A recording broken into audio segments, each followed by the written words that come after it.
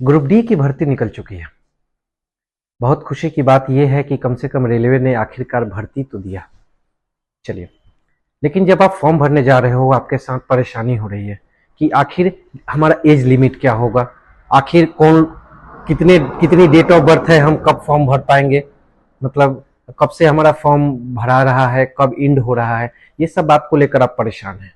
आपको हम पूरा का पूरा सॉल्यूशन बताते हैं। सिलेबस क्या होगा, एकदम से वीडियो को स्किप नहीं कीजिएगा, रुक जाइएगा, आपका पूरा का पूरा समाधान बता देंगे। अगर एक्स सर्विसमैन है तो उन लोगों के लिए भी हमारे पास एज लिमिट की पूरी व्यवस्था है।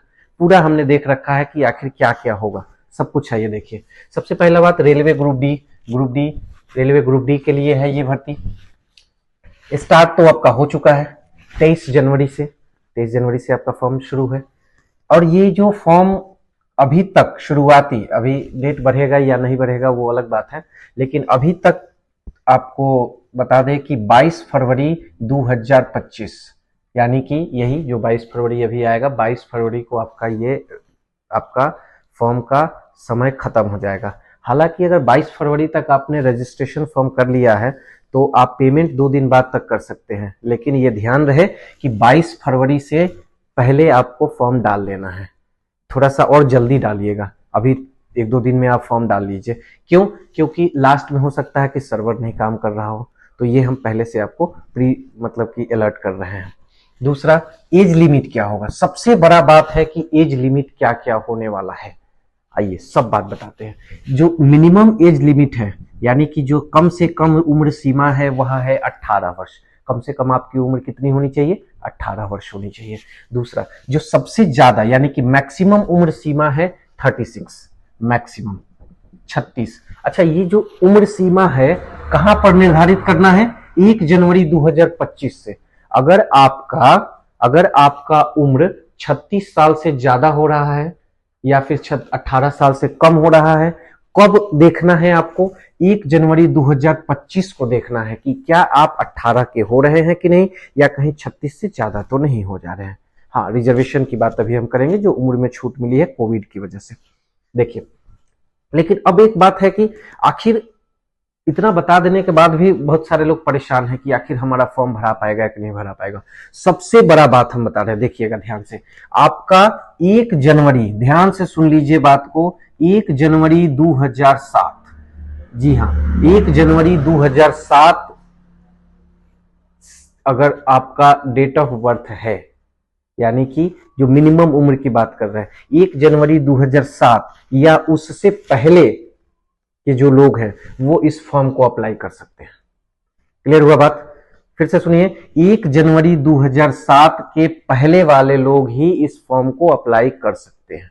दूसरी बात, आप कहोगे कि आपका जो ऊपर वाला एज लिमिट है वो क्या है। देखिए, ऊपर वाले एज लिमिट में थोड़ी अलग अलग चीजें हैं, लेकिन नीचे वाले यानी कि जो 18 से जो मिनिमम एज वाला है ना, 1 जनवरी 2007 कंफर्म है, उसमें कोई दिक्कत नहीं है।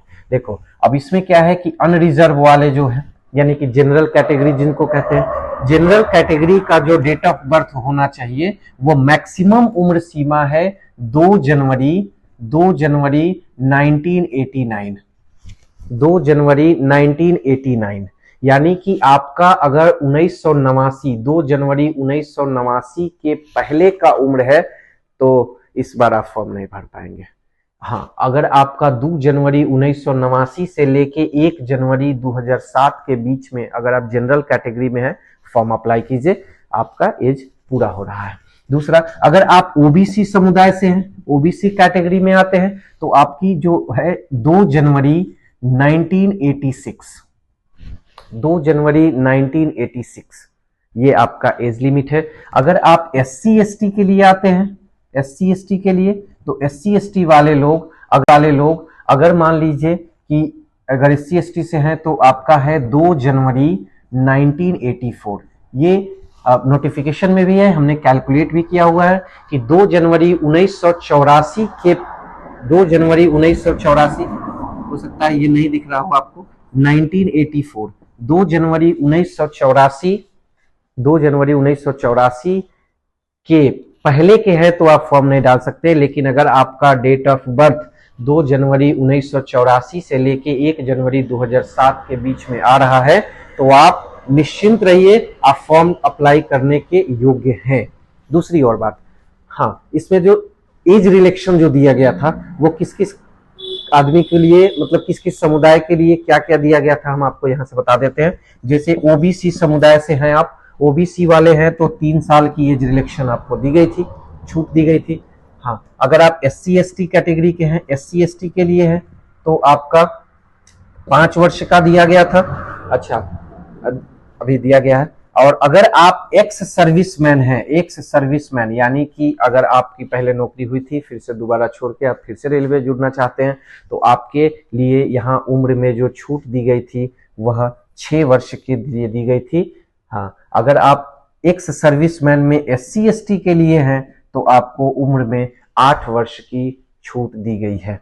अगर आप जनरल के लिए हैं, जनरल वाले में, तो 3 साल के लिए, जनरल वाले लोगों के लिए यानी कि अनरिजर्व वाले के लिए 3 साल की यहाँ छूट दी गई है। रेलवे हमेशा अपना एक टोल फ्री नंबर यानी कि हेल्पलाइन नंबर भी जारी करता है।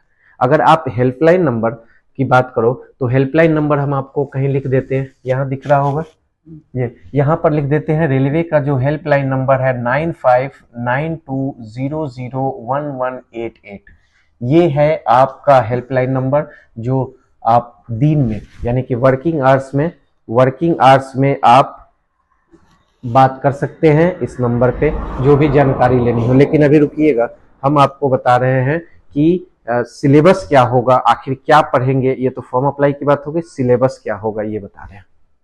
थोड़ी सिलेबस की बात कर लेते हैं। सिलेबस आपका ये जो एग्जाम होगा वो CBT बेस्ड होगा। पहला कंप्यूटर पे एग्जाम होगा, यानी कंप्यूटर बेस्ड टेस्ट कहते हैं इसको। दूसरी 100 नंबर की परीक्षा होगी, यानी कि 100 क्वेश्चन भी रहेंगे और 100 नंबर भी रहेंगे, यानी कि प्रत्येक क्वेश्चन के लिए 1 नंबर निर्धारित है। उसके लिए आपका समय 90 मिनट का मिलेगा, यानी कि 1.5 घंटे में आपको वो पेपर क्लियर करना है। क्या क्या रहेगा उस पेपर में? मैथ्स रहेंगे आपके, मैथ्स 25 क्वेश्चन मैथ्स से रहेंगे। रीजनिंग, जिसको वो जनरल इंटेलिजेंस कहते हैं, तो रीजनिंग के प्रश्न रहेंगे 30 प्रश्न रीजनिंग से रहेंगे, जिसमें आपके कोडिंग डिकोडिंग वगैरह रहेंगे, अभी सब बता रहे हैं हम आपको। GS यानी कि साइंस जो होगा वो सब 10th लेवल का होगा, 10वीं लेवल का होगा, यानी कि 10वीं के नीचे का ही सब साइंस रहेगा। साइंस यानी कि फिजिक्स, केमिस्ट्री, बायोलॉजी और वो जो फिजिकल बायोलॉजी है वो सब, कुल मिला के 25 नंबर होंगे। जनरल अवेयरनेस के ये प्रश्न रहेंगे 20, इसी में आपके कुछ करंट अफेयर्स रहेंगे, जैसे 8-10 करंट अफेयर्स हो जाएंगे, इकोनॉमिक्स के प्रश्न हो जाएंगे, स्टैटिक जीके जिसको कहते हो आप, स्टैटिक सब बातें हो जाएंगे। तो कुल मिला के 20 क्वेश्चन इससे रहेंगे। अब रहा बात की एक परेशानी हो रहा है कि जोन कौन सा चुना जाए। सबसे बड़ा सिरदर्द तो यही बना हुआ है कि जोन किस जोन में जाए। तो भैया देखो, सबसे ज्यादा जो भर्ती है इस बार की वह दिल्ली सेंट्रल यानी कि दिल्ली जोन में है। दिल्ली जोन में सबसे ज्यादा, यानी कि अगर अनरिजर्व की बात करो तो सबसे ज्यादा सीटें 2008 सीटें दिल्ली जोन में रखा हुआ है, 2008। अच्छा, और अगर के बाद आपका जो सबसे कम है वो हुबली के लिए है। हुबली के लिए वेस्ट और नॉर्थ दोनों में अलग अलग है। जैसे आपका जैसे आप सेंट्रल वाले में चले जाए, सेंट्रल वाले में 1395 है, और अगर आप वेस्ट वाले में चले जाओ तो आपका 1892 है। ये दो, यानी कि ये सब इतनी सीटें हैं। अनरिजर्व की बात कर रहे हैं हम अभी। तो कहने का मतलब है कि कोई भी जोन से डालते हैं। हुबली में सबसे कम है, हुबली में सबसे कम सीटें हुबली में है अभी। इस बार हुबली में सबसे कम सीटें रखा है। समझ में आ गया होगा बात। तो देखिए, अब रहा बात की आखिर कौन सा जोन चुना जाए। अब देखो, ईमानदारी से बता रहे हैं कि पिछली बार की जो भर्ती आई थी उसमें सब जोन में हमारे यहाँ से लड़के क्वालिफाई किए थे। तो अब आप इसमें टॉस करने की जरूरत नहीं है, मतलब कि जिसमें भी लगता है। सबसे पहली बात की आपकी एग्जाम पे अपने एग्जाम पे तैयारी होनी चाहिए। पहली बात कि आप स्कोर क्या कर पा रहे हो। सभी जोन में ज्यादा का अंतर नहीं होता है ना। अब किसी जोन में ज्यादा लोग हो जाते हैं तो कट ऑफ कभी हाई चला जाता है। तो मेरा कहने का मतलब है कि मुंबई में भी पिछली बार, सिकंदराबाद में भी, और फिर जा सकते हैं, चेन्नई भी जा सकते हैं। तो बहुत ज्यादा इशू नहीं इसमें, ज्यादा मतलब कि किसी प्रकार की ज्यादा चिंता करने की विषय नहीं है।